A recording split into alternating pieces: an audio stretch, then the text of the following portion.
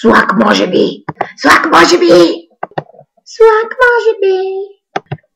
Хора, не ви ли писна да чувате тази простотия навсякъде около себе си? И като се сетя, че масово са едни 12-13 годишни, които дори не знаят истинското значение на думата слак. Това е една огромна простотия, която навлезе преди 2-3 години, може би, и просто вече не се търпи. В началото не беше чак толкова разпространено, бяха някакви лигави момиченца и момченца, но в момента вече е нетърпимо. Писна ми да излизам на улицата и навсякъде около себе си да чувам слак, може би, в училище да виждам някакви такива, да са заставали с камери, фотоапарати, телефони. Слак, може би.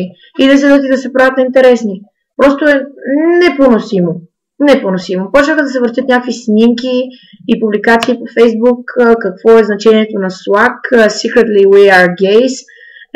Да, малко ми приличате на гейове понякога. Всеки си има някакви разбирания и в момента ще се проявят моите така любими хейтери и ще кажат, ти нямаш право да съдиш, ти си такава и такава. Аз не съдя, аз отбелязвам фактите. Но слак нещото вече стана неописуемо нетърпимо. Просто е толкова досадно. И съм сигурна, че не само аз съм на такова мнение. Просто е много тъпо, страшно. Защо си мислите, че като носите някакви кецове, които струват 300-400 лева, едни грозни шапки и мръзнете зимата с под къс ръкав, не ви прави нищо повече от другите. Абсолютно нищо.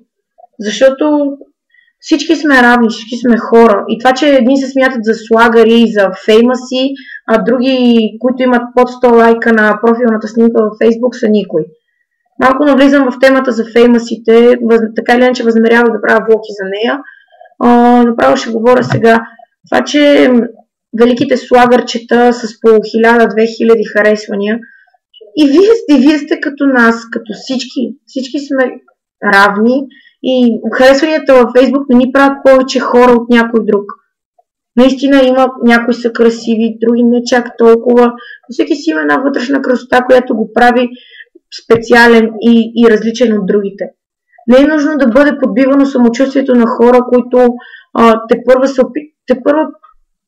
първа, така да го нарека, прохождат в това, защото има хора, които изпадат в депресии и се затварят в себе си заради хора, които подбиват самочувствието им, защото нямат харесвания във Фейсбук, защото не са красиви или защото са малко по-пълни или нещо такова. Слак, може би, да, просто е глупаво. Именно такива хора, които избиват някакви комплекси по този начин, да спрат да го правят, защото един ден може да причинят нещо много повече от това някой да се затвори в себе си.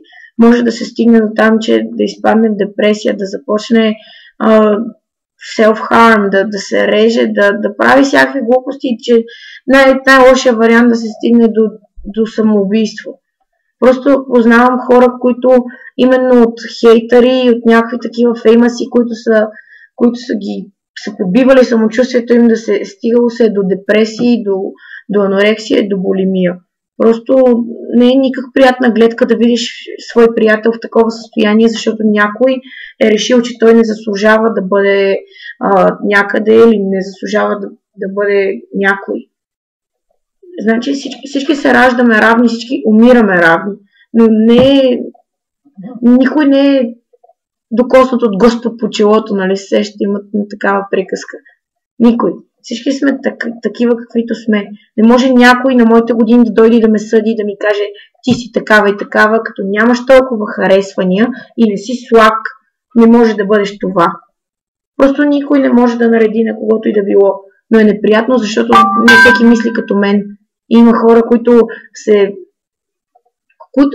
се влияят от мнението на тези феймаси, които реално не са нищо повече от едни богати лиглювци. Глупаво е, просто трябва да помислят на това, което казвам, ако въобще си направи труда някой да го види и да се замислят. Това е главно. Чао, до следващия път.